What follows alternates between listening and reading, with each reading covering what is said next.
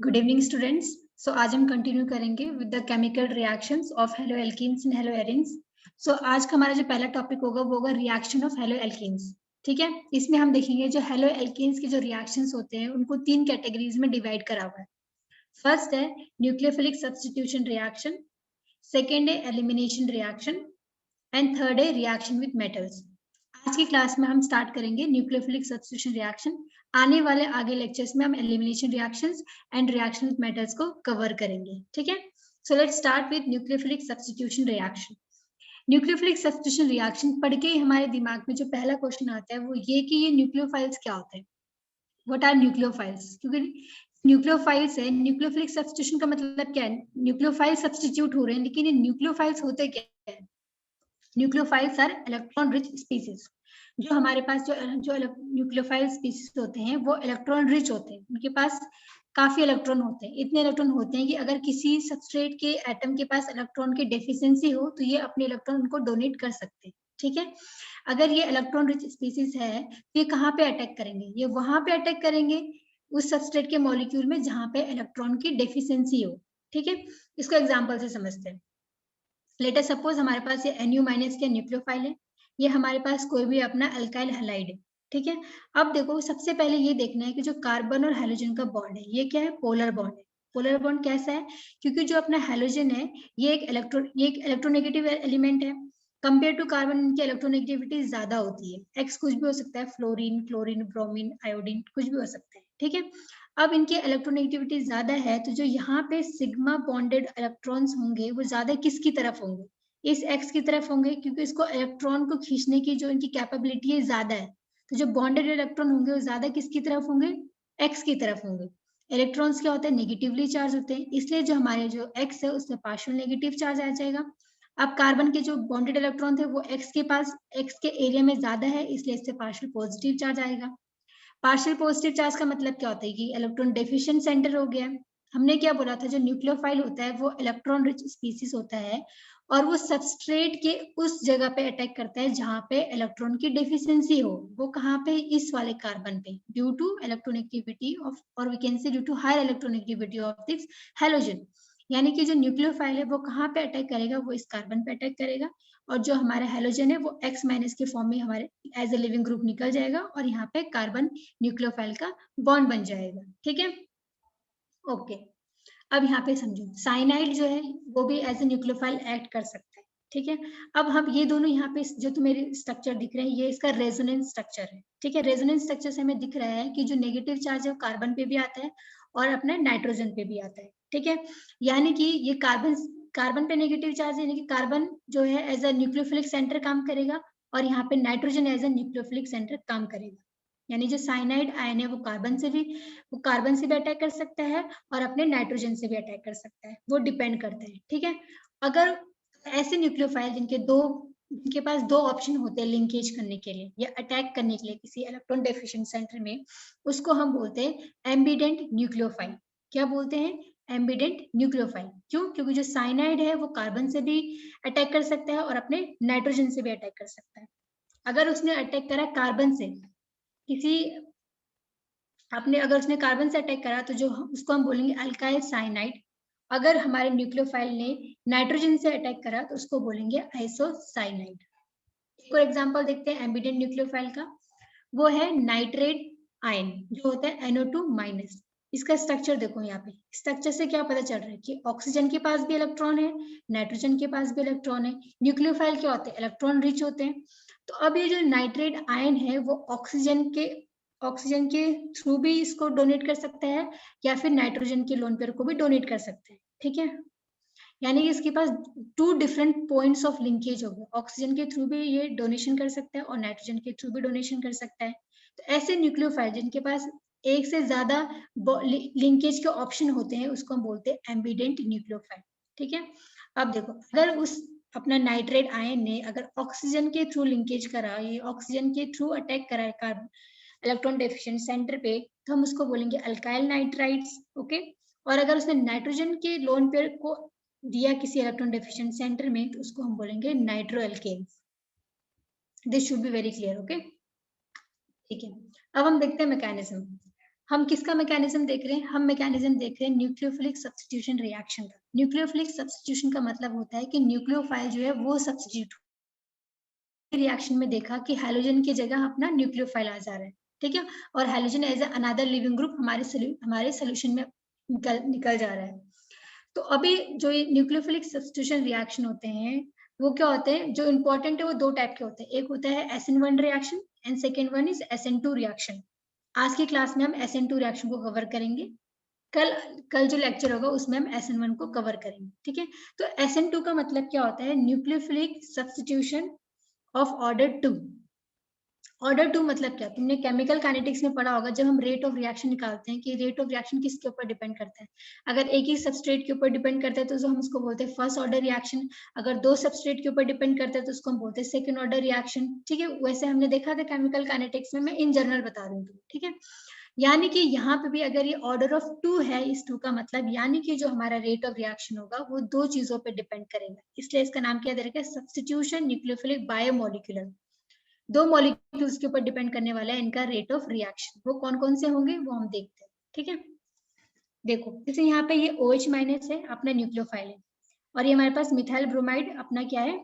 Second molecule है। ये first molecule, ये सेकेंड मॉलिक्यूल, ठीक है। अब यहाँ पे भी क्या है? कार्बन हाइड्रोजन बॉन्ड है, यानी कि यहाँ पे भी क्या होगा? पोलर बॉन्ड है। ये कार्बन पे पार्शियल पॉजिटिव चार्ज आएगा, अपने हाइड्रोजन पे क्या? पार्शियल नेगेटिव चार्ज आएगा। ये वाला कार्बन इलेक्ट्रॉन डेफिशिएंट होगा। अब ये इलेक्ट्रॉन डेफिशिएंट है, OH माइनस न्यूक्लियोफाइल की तरह ऐड कर रहा है, इसके पास इलेक्ट्रॉन है, तो ये इलेक्ट्रॉन डेफिशिएंट सेंटर पे अटैक करेगा। तो ये जो यहाँ पे तुम्हें दिख रहा है, इस स्टेट को हम बोलते हैं ट्रांजिशन स्टेट। ट्रांजिशन स्टेट का मतलब क्या होता है वो समझो। कार्बन और ब्रोमीन का बॉन्ड पहले से था, अब इसमें क्या है? कार्बन और न्यूक्लियोफाइल का बॉन्ड बन रहा है। तो ट्रांजिशन स्टेट में क्या होता है? कार्बन और ब्रोमीन का बॉन्ड टूटना शुरू हो जाता है, ठीक है, और कार्बन और ऑक्सीजन जो हमारा न्यूक्लियोफाइल है इसका बॉन्ड बनना शुरू हो जाता है। यानी कि यहाँ पे बॉन्ड मेकिंग हो रहा है और यहाँ पे बॉन्ड ब्रेकिंग हो रहा है। इस स्टेट को हम बोलते हैं ट्रांजिशन स्टेट, ठीक है। उसके बाद क्या होगा? ब्रोमीन वाला जो कार्बन ब्रोमीन बॉन्ड है वो टूट जाएगा, bromine as a leaving group निकल जाएगा, और जो हमारा न्यूक्लियोफाइल था OH माइनस वो क्या करेगा? ब्रोमीन की जगह में इस कार्बन पे सब्स्टिट्यूट हो जाएगा, ठीक है। यानी कि हमारा न्यूक्लियोफाइल क्या है? यहाँ पे OH माइनस है, ये हमारा क्या है? सबस्ट्रेट है, ये हमारा ये क्या है? Br माइनस को हम क्या बोलते हैं? Lg, यानी कि लिविंग ग्रुप, ठीक है। अब जो हमारे जो रेट ऑफ रिएक्शन होगा, जो हम केमिकल काइनेटिक्स में पढ़ते हैं ना, रेट ऑफ रिएक्शन, वो किसके ऊपर डिपेंड कर रहा है? वो इस मॉलिक्यूल के ऊपर भी डिपेंड कर रहा है और वो इस मॉलिक्यूल के ऊपर भी डिपेंड कर रहा है, ठीक है। इसलिए हमने इसको बोल दिया है सब्स्टिट्यूशन न्यूक्लियोफाइल बायोमोलिकुलर और substitution nucleophilic substitution of order 2। यानी कि जो हमारा इस रिएक्शन का जो रेट ऑफ रिएक्शन होगा वो क्या करेगा? इस मॉलिक्यूल के ऊपर भी डिपेंड करेगा और इस मॉलिक्यूल के ऊपर भी डिपेंड करेगा। बायोमोलिकुलर न्यूक्लियोफाइल के ऊपर भी डिपेंड करेगा और जो अभी अपना सबस्ट्रेट होगा दोनों के ऊपर डिपेंड करेगा। इसलिए यहाँ पे 2 लिखा गया है, क्योंकि जो रेट ऑफ रिएक्शन है वो सेकेंड ऑर्डर है, ठीक है, यानी कि इन दोनों मॉलिक्यूल्स के ऊपर इसका रेट डिपेंड करता है। इसको हम एग्जांपल से यहाँ समझो, ठीक है। अभी ये जो एलिमिनेशन है इस पे ध्यान मत दो, यहाँ रिएक्शन देखो। यहाँ पे हमारे पास क्या है? मिथाइल क्लोराइड है, कार्बन और क्लोरीन का बॉन्ड यहाँ पे क्या होगा? पोलर होगा। यहाँ पे भी, यहाँ पे कार्बन क्या होगा? पार्शियल पॉजिटिव चार्ज आएगा, क्लोरीन पे पार्शियल नेगेटिव चार्ज आएगा, ये इलेक्ट्रॉन डेफिशिएंट सेंटर हो गया। अब जो ये ऑक्सीजन है इस कार्बन पे अटैक करेगा और हमारा chlorine as a leaving group निकल जाएगा और कार्बन और OH का, कार्बन और यहाँ पे ऑक्सीजन का नया बॉन्ड बन जाएगा। इसको एलिमिनेशन से समझो। देखो यहाँ पे OH आया, ट्रांजिशन स्टेट बनी।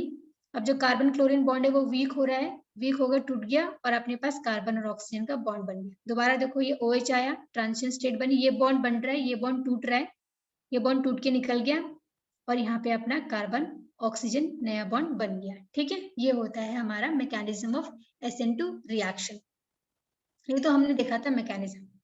अब हम देखेंगे रिएक्टिविटी, मतलब अलग अलग टाइप के हैलाइड होते हैं, primary halide, secondary halide, tertiary halide. तो हम ये देखेंगे कि कौन सा हैलाइड की रिएक्टिविटी सबसे ज्यादा होती है और हम किस बेसिस पे बोलेंगे कि प्राइमरी हैलाइड की ज्यादा है या टर्शियरी की कम है, किस बेसिस पे बोलेंगे। जो एक फैक्टर हम यहाँ पे देखेंगे वो होता है स्टेरिक हिंड्रेंस। स्टेरिक हिंड्रेंस क्या होता है वो हम समझते हैं। ये हमारे पास क्या है? न्यूक्लियोफाइल है, ये हमारे पास क्या अपना एल्काइल हैलाइड है, ठीक है। सेम वही होगा अपना, ये कार्बन और हाइड्रोजन का जो बॉन्ड है क्या? पोलर बॉन्ड है, पार्शियल पॉजिटिव चार्ज आएगा कार्बन पे, हाइड्रोजन पे क्या होगा? पार्शियल नेगेटिव चार्ज आएगा, ठीक है। अब यहाँ पे क्या है, हमारा जो न्यूक्लियोफाइल है ये इलेक्ट्रॉन रिच है, इसके पास इलेक्ट्रॉन की कोई कमी नहीं है, इसको इलेक्ट्रॉन की कमी हो रही है क्योंकि हाइड्रोजन छीन दे रहा है, तो न्यूक्लियोफाइल बोलेगा कोई नहीं, तो टेंशन मत ले, न्यूक्लियोफाइल इसको अपने इलेक्ट्रॉन दे देगा, ठीक है, आराम से देगा, क्योंकि अब यहाँ पे क्या है, ये हाइड्रोजन लगे हुए हैं, इन हाइड्रोजन की वजह से कोई स्टेरिक हिंड्रेंस नहीं आएगा, क्योंकि हाइड्रोजन सबसे छोटा मॉलिक्यूल होता है, छोटे छोटे मॉलिक्यूल हैं, तो ये आराम से यहाँ अंदर इसके एरिया में या इसकी वेसिनिटी में आके ऑर्बिटल इंटरेक्शन से इसको इलेक्ट्रॉन दे देगा। इसके कंपैरिजन में अगर मैं एक हाइड्रोजन को रिप्लेस कर दूं CH3 मॉलिक्यूल से, ठीक है, ये अपना कार्बन है HH और एक हमने यहाँ पे CH3 लगा दिया। अब जब यहाँ पे न्यूक्लियोफाइल आएगा, अब न्यूक्लियोफाइल को हिंड्रेंस आएगा, कहाँ से हिंड्रेंस आएगा, इस CH3 की वजह से इसको हिंड्रेंस आएगा। हिंड्रेंस मतलब कि अब ये इलेक्ट्रॉन डेफिशिएंट, अगर हम चाहते हैं कि न्यूक्लियोफाइल इस X को सब्स्टिट्यूट करे, उसके लिए न्यूक्लियोफाइल को इस कार्बन के एरिया में आना पड़ेगा, जहाँ पे इसकी ऑर्बिटल है, जहाँ पे ये इलेक्ट्रॉन देगा, वहां पे इसको पहुंचना पड़ेगा, तभी वहां पे रिएक्शन होगी। लेकिन अब जब ये आ रहा होगा न्यूक्लियोफाइल, ये जो CH3 इसको हिंड्रेंस प्रोवाइड करेगा, मतलब जब ये जा रहा होगा तो यहाँ पे ये इसको रोकेगा, क्योंकि इसका साइज बड़ा है, हाइड्रोजन के कंपैरिजन में इस मिथाइल का साइज क्या है, बड़ा है, ठीक है। एक काम करते हैं, अब 2 हाइड्रोजन को रिप्लेस करके देखते हैं मिथाइल ग्रुप से, ठीक है। हमने क्या करा, 2 मिथाइल ग्रुप लगा दिए। अब जो ये न्यूक्लियोफाइल इसको जो इस कार्बन सेंटर पे आना है अटैक करने के लिए, SN2 रिएक्शन होने के लिए, वो अब डिफिकल्ट हो जाएगा। क्यों? क्योंकि अब 2-2 मिथाइल ग्रुप उसको रोक रहे हैं, ये 2-2 मिथाइल ग्रुप हिंड्रेंस शो कर रहे हैं, ठीक है। अब जो न्यूक्लियोफाइल को यहाँ से होकर कार्बन तक पहुंचना है, वो उसको प्रॉब्लम होगी। क्यों होगी? क्योंकि ये मिथाइल ग्रुप क्या कर रहे हैं, हिंड्रेंस प्रोवाइड कर रहे हैं। चलो ठीक है, यहाँ भी जैसे तैसे करके पहुंच जाएगा अपने डेफिशिएंट कार्बन सेंटर पे। जब हम बात करते हैं इसकी, सपोज में यहाँ पे तीनों हाइड्रोजन है, उन तीनों को रिप्लेस करके तुमने मिथाइल ग्रुप लगा दिया, CH3 CH3 CH3। अब तुम मुझे बताओ, ये कहीं से न्यूक्लियोफाइल इस कार्बन सेंटर तक पहुंच सकता है? नहीं पहुंच सकता। क्यों? क्योंकि ये पहुंचने नहीं दे रहे, इतने हिंड्रेंस है, सारा एरिया इन्होंने कवर कर लिया, इसके पास वहां जाने की कोई जगह है नहीं, ठीक है।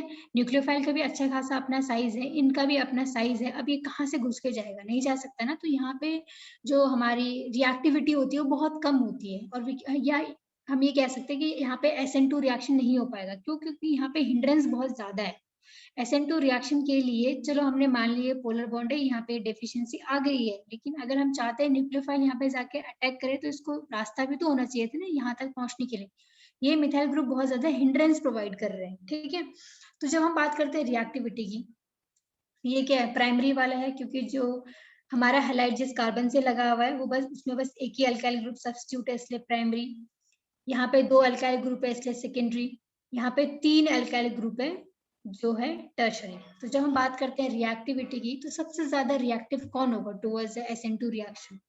सबसे ज्यादा रिएक्टिव होगा इन तीनों के कंपैरिजन में। देखो कौन सा ऑर्डर फॉलो करेगा, सबसे ज्यादा रिएक्टिव होगा प्राइमरी हैलाइड, फिर सेकेंडरी हैलाइड, उसके बाद आएगा टर्शरी हैलाइड, ठीक है। क्यों? क्योंकि यहाँ पे बहुत ज्यादा हिंड्रेंस है, हमारा न्यूक्लियोफाइल यहाँ से पहुंच ही नहीं पाएगा, इसलिए सबसे ज्यादा रिएक्टिव होगा दिस वन। ये जहाँ पे एरो दिख रहा है ना, इस साइड से रिएक्टिविटी इंक्रीज हो रही है, सबसे ज्यादा रिएक्टिव ये, उसके बाद ये, और इसमें तो प्रोबेबिलिटी बहुत ही ज्यादा कम है कि यहाँ पे SN2 रिएक्शन हो जाए, क्योंकि यहाँ पे न्यूक्लियोफाइल हमारे डेफिशिएंट सेंटर तक पहुंच ही नहीं पाएगा, ठीक है। तो आज के लेक्चर में हमने क्या क्या पढ़ा, न्यूक्लियोफाइल्स क्या होते हैं, इलेक्ट्रॉन रिच सेंटर होते हैं, वो वहीं पे अटैक करते हैं जहाँ पे इलेक्ट्रॉन की कमी हो, ठीक है। उसके बाद हमने क्या देखा, 2 हमने रिएक्शंस देखी, एंड फिर हमने एम्बिडेंट न्यूक्लियोफाइल क्या होता है उसके 2 एग्जांपल देखे, साइनाइड आयन देखा and second one nitrate ion देखा। उसके बाद हमने SN2 का मैकेनिज्म देखा, और लास्ट में हमने रिएक्टिविटी देखी कि सबसे ज्यादा रिएक्टिव प्राइमरी हैलाइड होगा, फिर सेकेंडरी हैलाइड होगा और टर्शरी हैलाइड होगा। ये हम किस रिस्पेक्ट में बोल रहे हैं, ये हम बोल रहे हैं स्टेरिक हिंड्रेंस के रिस्पेक्ट में। Okay, thank you.